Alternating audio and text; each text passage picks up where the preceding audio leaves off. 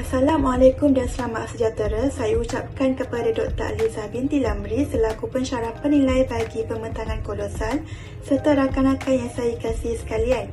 Nama diberi Nur Amira Natasha binti Iswandi memegang kad metrik D2022-1103-502. Saya merupakan pelajar di bawah seliaan Profesor Madya Dr. Nolisa binti Jamaluddin. Bidang yang setelah saya pilih bagi melaksanakan projek tahun akhir ini adalah dalam bidang linguistik, iaitu perbandingan kepadatan leksikal di dalam buku teks bahasa Melayu tingkatan 1 dan juga tingkatan 4. Kepadatan leksikal ataupun lexical density diperkenalkan oleh Mikhail Alexander Kirkwood Halliday. Leksikal menekankan kepada penggunaan sesuatu perkataan yang menghimpunkan sesuatu untuk mengetahui makna yang sebenar. Seterusnya adalah penyataan masalah. Yang pertama adalah sukar memahami isi kandungan dan menyumbang kepada kelemahan penguasaan bahasa. Menurut Cici Purnamasari dan lain-lain 2024 dalam jurnalnya, pengembangan bahan ajar pembelajaran teks laporan hasil observasi berdasarkan indeks kepadatan leksikal pada kelas X menyatakan bahawa tingginya kepadatan leksikal dalam suatu teks dapat mempengaruhi pemahaman pembaca. Yang terakhir ialah tiada kerangka standard linguistik yang digunakan oleh penulis buku teks. Menurut Muhammad Ismail dan lain-lain 2024 dalam jurnalnya, Lexical Bundle Patterns in Malaysia Educational Text, a corpus-based analysis of English language textbooks menyatakan penulisan dan penyusunan kandungan dalam buku teks sekolah menengah lazimnya bergantung kepada intuisi penulis berbanding analisis linguistik berasaskan kepada data corpus. Selain itu, kajian ini mempunyai dua objektif, iaitu mengenal pasti jenis kepadatan leksikal dalam perbandingan buku teks bahasa Melayu tingkatan 1 dan juga tingkatan 4. Yang kedua adalah menganalisis jenis dan bentuk golongan kata kepadatan leksikal terhadap perbandingan buku teks bahasa Melayu tingkatan 1 dan juga tingkatan 4. Berikut merupakan soalan kajian.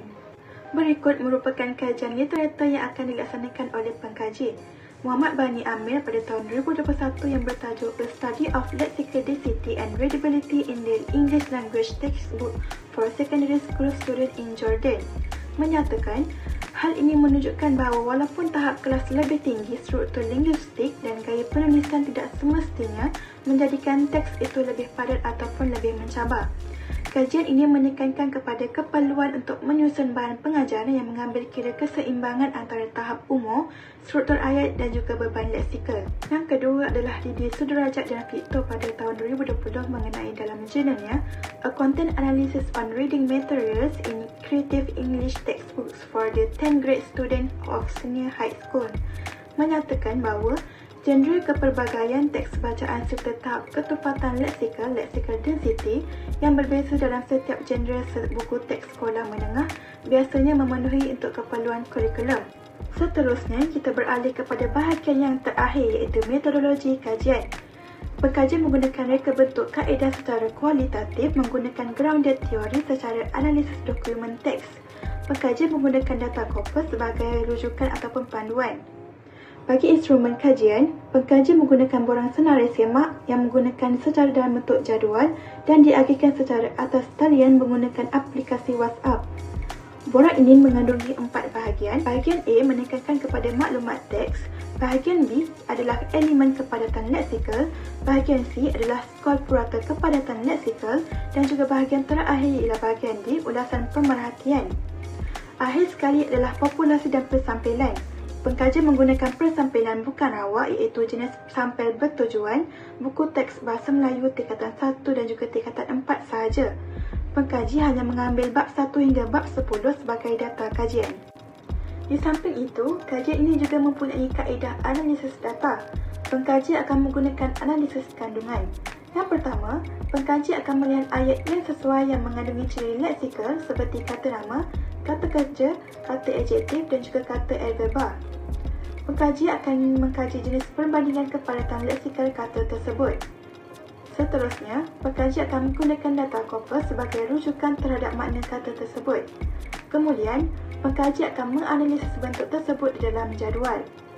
Seterusnya, pengkaji akan mengira jumlah kata yang hadir iaitu pengiraan jumlah kata kepadatan leksikal sama dengan bilangan kata leksikal ataupun jumlah keseluruhan kata darab dengan 100%. Bahagian terakhir adalah kesan dan kebolehpercayaan. Pengkaji akan menggunakan kesahan dan kebolehpercayaan menggunakan simakan rakan penyelidik. Melalui simakan rakan ini, pengkaji akan mendapatkan maklum balas berdasarkan kefahaman berkaitan tajuk kajian ini. Secara keseluruhannya, dengan mengenal pasti jenis kepadatan leksikal serta menganalisis bentuk dan jenis golongan kata yang digunakan, kajian ini berpotensi menyumbang kepada pemahaman yang lebih mendalam terhadap struktur linguistik dalam bahan pengajaran dan pembelajaran bahasa Melayu.